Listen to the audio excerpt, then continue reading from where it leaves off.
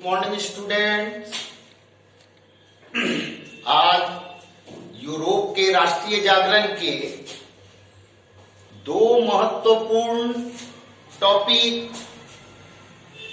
जिसे पिछले क्लास में जर्मनी के एकीकरण के रूप में पढ़ाया गया, आज इटली का एकीकरण को प्रस्तुत किया जा रहा है। इटली का एकीकरण यानी इटली भी जर्मनी की तरह कई राज्यों में बटा था और 19वीं शताब्दी तक इसे एक भौगोलिक अभिव्यक्ति की संज्ञा दी जाती थी। इटली में अनेक अलगाववादी तत्व मौजूद थे। इटली के एकीकरण में सबसे बड़ी बाधा ऑस्ट्रिया थी।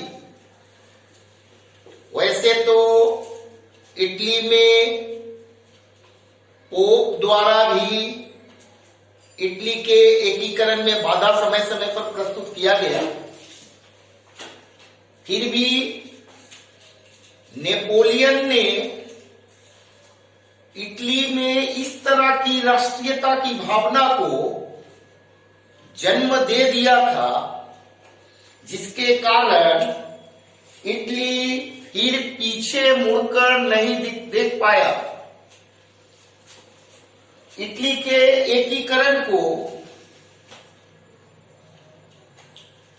4 चरणों में विभक्त किया जाता है। इटली के एकीकरण को अनेक इतिहासकारों ने अलग अलग ढंगों से प्रस्तुत किया है, लेकिन उन सब का निष्कर्ष रूप में इस प्रकार इटली के एकीकरण को पढ़ना सबसे उचित और सर्वमान्य माना जा सकता है। इटली के एकीकरण का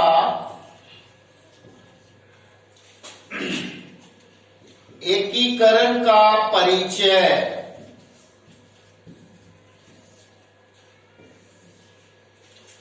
इटली के एकीकरण के परिचय में यह बताना है कि इटली में भौगोलिक, सांस्कृतिक, धार्मिक कई दृष्टिकोणों से इटली एक होने के बावजूद विखंडित प्रक्रिया को अपनाने में तैयार था। दूसरे पॉइंट्स में मेज़िनी का योगदान पढ़ा जाता है। तीसरा काउंट काबूर। चौथा जो चरण है उसमें गैरीवाल्डी और विक्टर इमैनुएल सेकंड का योगदान देखा जाता है।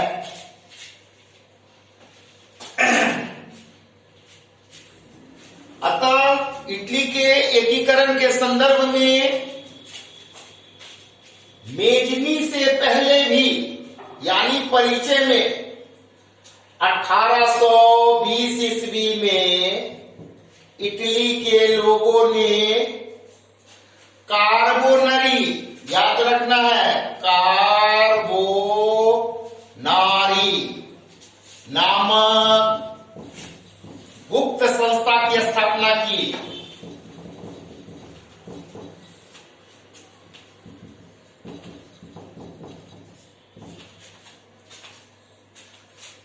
प्रश्न इससे 1 मार्क्स का आ सकता है कि कार्बोनरी नामक गुप्त संस्था की स्थापना किसने की। आंसर में इस व्यक्ति का नाम को लिखा जाता है, गिवर्टी।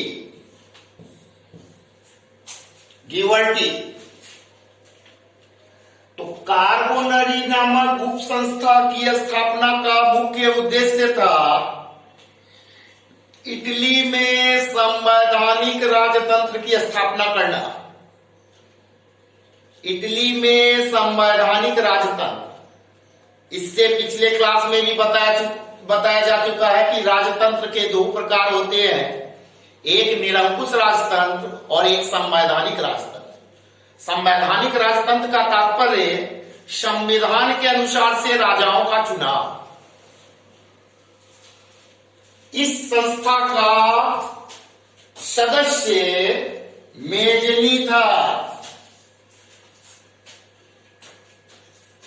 मेजनी ने 1820 ईस्वी में जब कार्बोनरी नामक गुप्त संस्था की स्थापना की, जिसका उद्देश्य था छापा मारी युद्ध, यानी इसको गुरिल्ला युद्ध भी कहा जाता है, छापामारी युद्ध करना और संवैधानिक राजतंत्र की स्थापना करना। इटली के एकीकरण के परिचय में एक लाइन और आपको लिखना है कि इटली के मध्य भाग पर पोप का अधिकार था और पोप चाहता था कि इटली के एकीकरण धार्मिक आधार पर किया जाए। दूसरा, इटली के एकीकरण की सबसे बड़ी बाधा ऑस्ट्रिया थी, लेकिन इटली के राष्ट्रवादियों ने भी अपने अपने चरणों में विभिन्न तरह से योगदान देकर इटली का एकीकरण 1871 ईस्वी में संपन्न किया था। क्वेश्चन इससे आता है फर्स्ट 3 मार्क्स का कि इटली के एकीकरण में मेजनी का क्या योगदान था।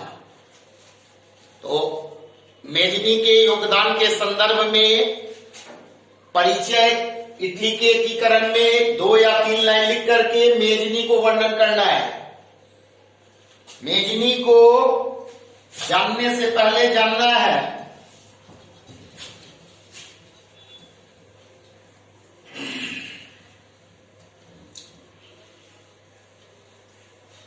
मेजनी का पूरा नाम जोसेफ मेजनी था। जोसेफ मेजनी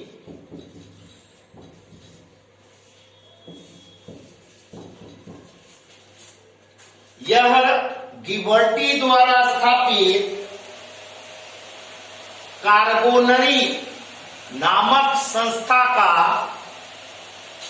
सदस्य था, लेकिन इस संस्था के द्वारा कई बार इटली पर राजाओं के ऊपर अप्रत्यक्ष रूप से हमला किया गया, जिसके कारण इसे कुछ समय तक इटली के एकीकरण से दूर भी रहना पड़ा। लेकिन 1830 ईस्वी में मेजिनी ने एक संस्था बनाई जिसका नाम यंग इटली था।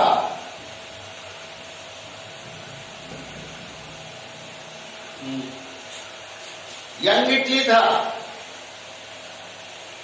और इसमें मेजनी ने केवल 18 से 30 वर्ष के उम्र के लोगों को या लड़कों को रखा था, क्योंकि मेजनी का विश्वास था अगर क्रांति लानी है तो नेतृत्व तो युवाओं के हाथों में दे देना होगा। यंग इटली का इतना अधिक प्रभाव पड़ा कि 2 महीनों में इसके सदस्यों की संख्या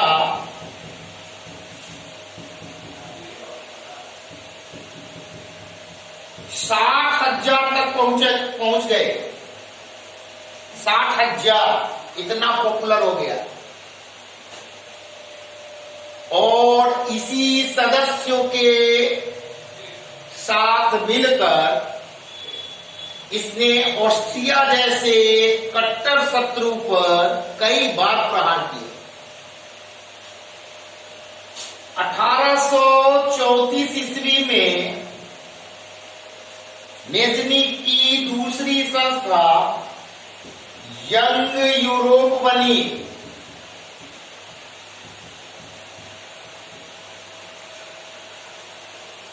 और यंग यूरोप नामक संस्था के माध्यम से भी इटली में राष्ट्रीयता का प्रचार किया गया और इटली के एक करने को प्रयत्न किया गया, जिसमें मेजनी को काफी हद तक सफलता भी मिली। लेकिन इसी बीच इटली के इतिहास में सार्डिनिया पीडमोंट का प्रधानमंत्री काउंट काबूर का आगमन हो जाता है और काउंट काबूर और मेजनी की विचारधारा के में अंतर होने के कारण मेजनी इटली के एकीकरण से अलग होकर अप्रत्यक्ष रूप से एकीकरण का सहयोग करता रहा है। इटली के एकीकरण के दूसरे चरण का नायक काउंट काबूर को माना जाता है।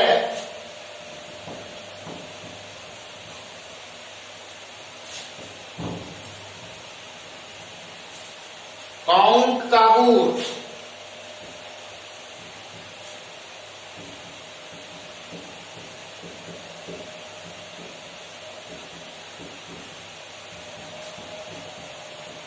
इसे इटली के इतिहास में राजनीतिज्ञ कहा जाता है। राजनीतिज्ञ यानी इटली के एकीकरण में इसे पॉलिटिशियन कहा जाता है। मेजनी को जहां पैगंबर कहा जाता था, वहां काउंट काबूर को राजनीतिज्ञ कहा जाता था। और ऐसा इटली के लोगों का मानना है कि काबूर के कूटनीति चाल के द्वारा ही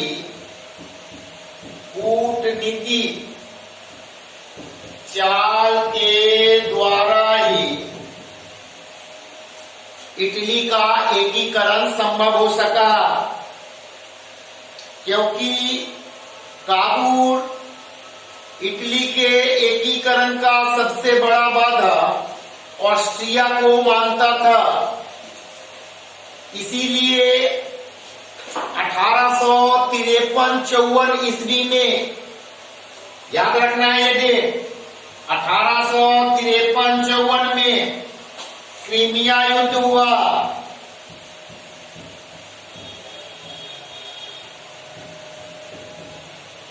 जिसमें काबूर ने फ्रांस की सहायता की और फ्रांस ने इटली के एकीकरण के संदर्भ में काबूर को यह आश्वासन दिया कि इटली के एकीकरण में वह इटली की सहायता करेगा। काबूर के योगदान के ही कारण इटली का एकीकरण संभव हो सका, क्योंकि काबूर कूटनीति का परिचायक माना जाता है और इसी कारण उसने नेपोलियन तृतीय से भी संधि की और नेपोलियन तृतीय की संधि के उपरांत इटली के एकीकरण को काफी बल मिला और इटली का एकीकरण बहुत हद तक संभव हो पाया। तीसरे चरण के नेतृत्व को गैरीबाल्डी के नाम से जाना जाता है। गैरीबाल्डी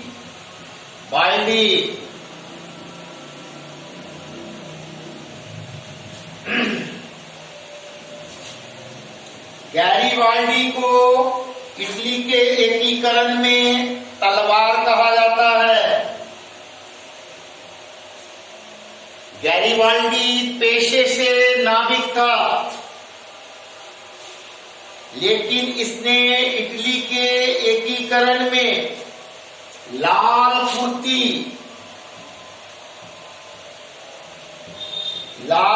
कुर्ती यानी रेड शर्ट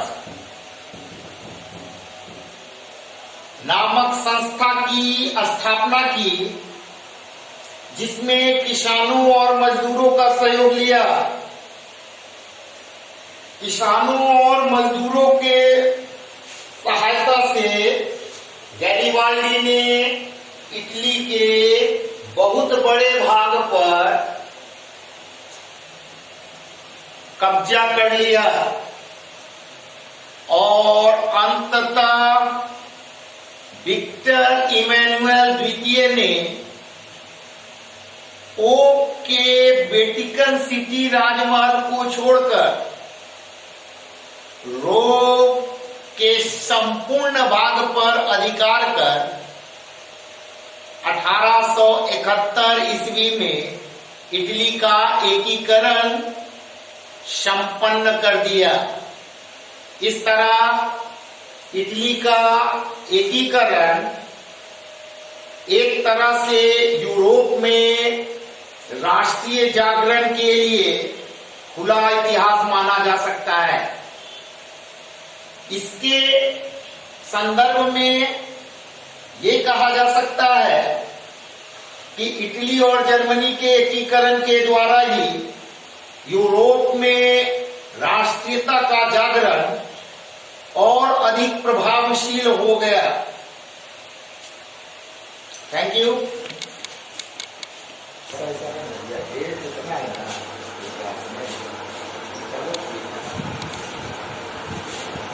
यूनान का राष्ट्रीय स्वतंत्रता संग्राम, नेक्स्ट टॉपिक में ये पढ़ना है।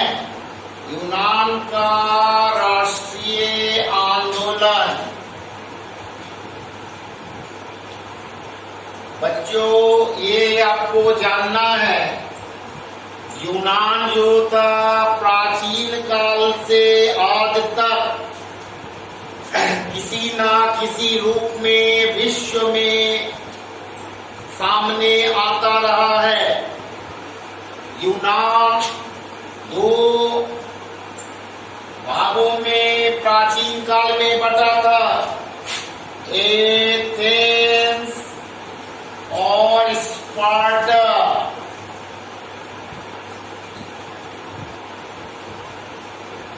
एक में जहां सैनिक शासन था, वहीं दूसरे में राजतंत्र की संभावनाएं थी।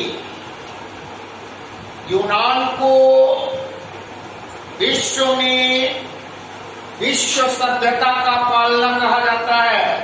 विश्व सभ्यता का पालना यानी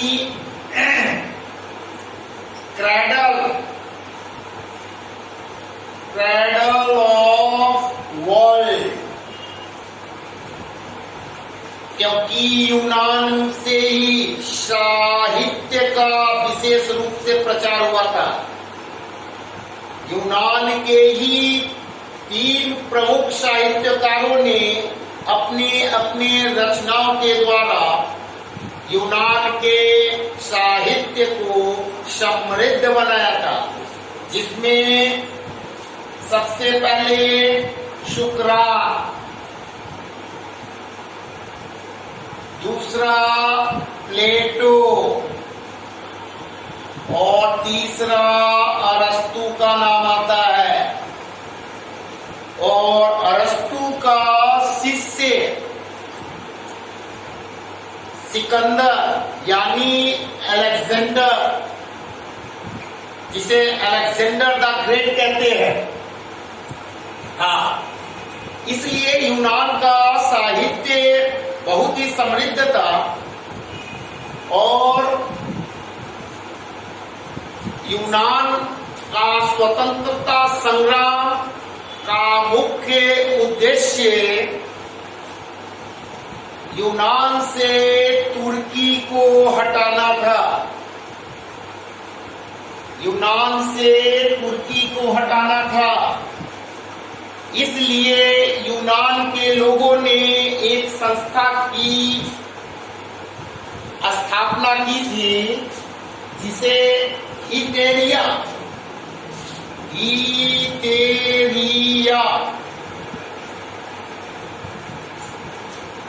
जो कि ओडेशा नामक स्थान में किया गया था। ओडेशा नामक स्थान में, जिसका उद्देश्य यूनान से तुर्की का खात्मा करना था।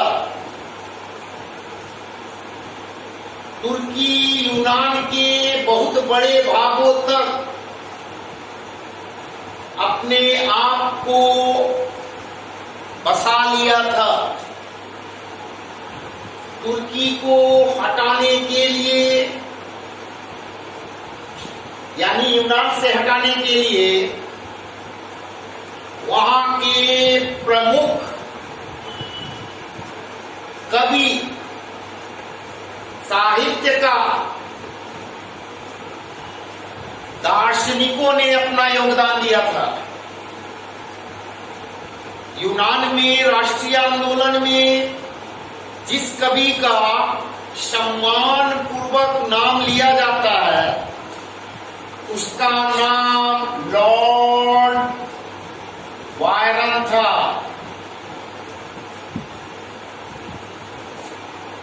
लॉर्ड वायरन था जिसने यूनान को तुर्की से बचाने के लिए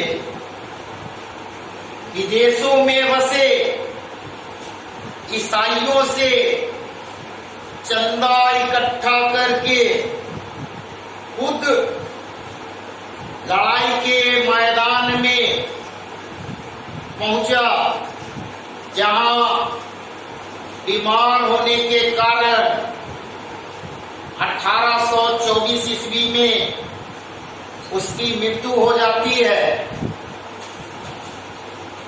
लेकिन उसकी मृत्यु को यूनान के राष्ट्रवादियों ने अपने ऊपर लेते हुए यूनान के स्वतंत्रता आंदोलन को जारी रखते हुए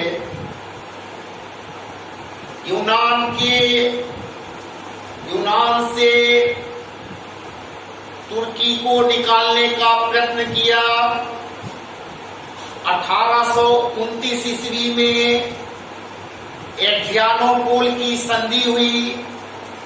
एड्रियानोपोल की संधि के द्वारा तुर्की को यूनान से हटना पड़ा। 1832 ईस्वी में तुर्की का राष्ट्रीय स्वतंत्रता संग्राम समाप्त हो गया और बवेरिया के शासक ऑटो को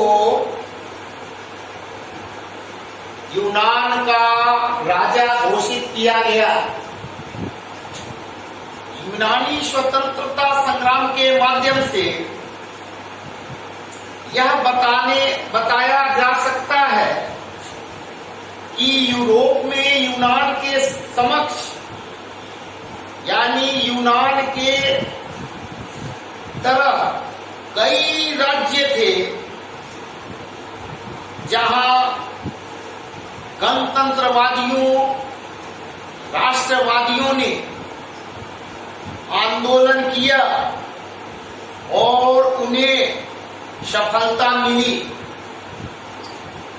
यूनान में फिर से राजतंत्र कायम हुआ, लेकिन अब राजतंत्र में राजा का स्वरूप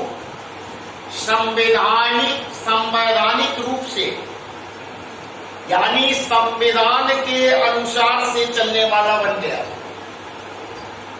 अतः बच्चों, मैंने यूनान का स्वतंत्रता संग्राम, इटली का एकीकरण, जर्मनी का एकीकरण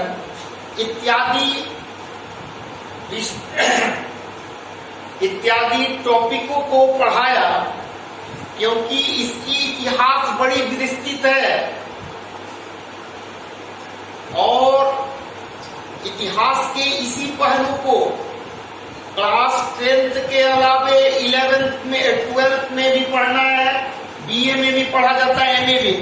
लेकिन स्टैंडर्ड जो होता है, क्योंकि बिहार बोर्ड और सीबीएसई बोर्डों ने बच्चों को लिखने के लिए शब्दों की सीमा में बांध दिया। अतः मेरे पढ़ाने का मुख्य उद्देश्य कि उसके थीम को समझकर वीटीबीसी के बुक को पढ़कर तैयार करना है, जिससे बच्चों का जो भी प्रश्न उत्तर होगा वह इस प्रकार हो जो अपने भाषाओं को प्रदर्शित करता हो, क्योंकि बार बार प्रश्नों में लिखा जाता है विद्यार्थीगण अपने शब्दों में उत्तर दे। अतः इस तरह से बोर्ड पर पढ़ाने के उपरांत अगर किसी बच्चे को किसी भी प्रश्न या किसी भी पॉइंट्स में दिक्कत होगा, तो इससे पहले जो मैंने क्लास लिया था उसमें मैंने अपने मोबाइल नंबर को दिया था, उस मोबाइल नंबर पर संपर्क कर लेना है। Thank you.